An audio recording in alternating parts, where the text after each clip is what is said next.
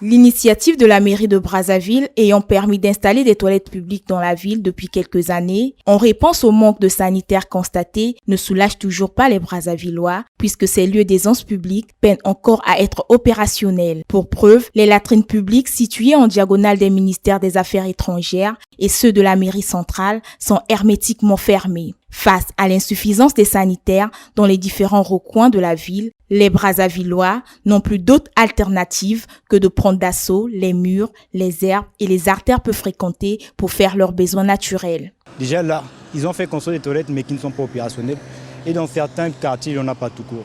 Voilà pourquoi certains préfèrent se tourner vers les rues, la forêt. Comme ici, si j'ai un besoin, je vais faire comment? Je vais devoir me diriger vers la forêt qui est à proximité. Le Congolais n'a pas cette mentalité parce qu'elle s'est dite aux raisons. En fait, par exemple, la personne a besoin de faire soit le besoin, mais une fois arrivé là-bas, il s'avère qu'on lui demande des pièces. Du coup, ça démoralise la personne. Raison pour laquelle le Congolais n'a pas cette habitude.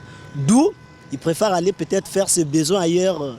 C'est tout le contraire des toilettes publiques se trouvant proches du stade marchand, en face des ministères en charge des enseignements généraux et techniques, celles de la commune de Mungali et du rond-point Mazala au quartier Mukondo dans les 2e et 4e arrondissements de Brazzaville qui sont ouvertes à la population.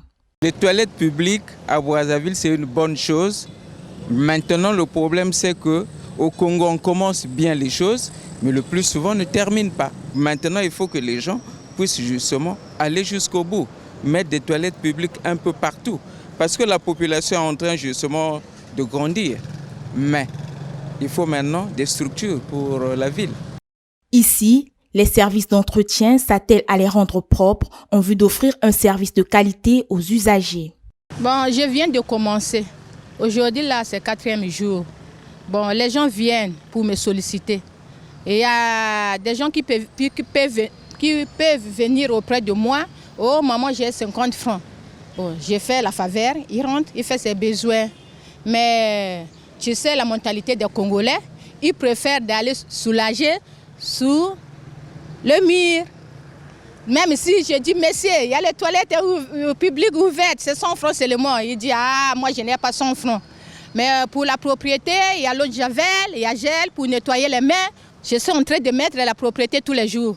L'accessibilité et l'entretien des sanitaires publics devraient être une priorité pour la municipalité de Brazzaville afin de contribuer au confort de la population, à l'assainissement de la ville ainsi qu'à la protection de l'environnement.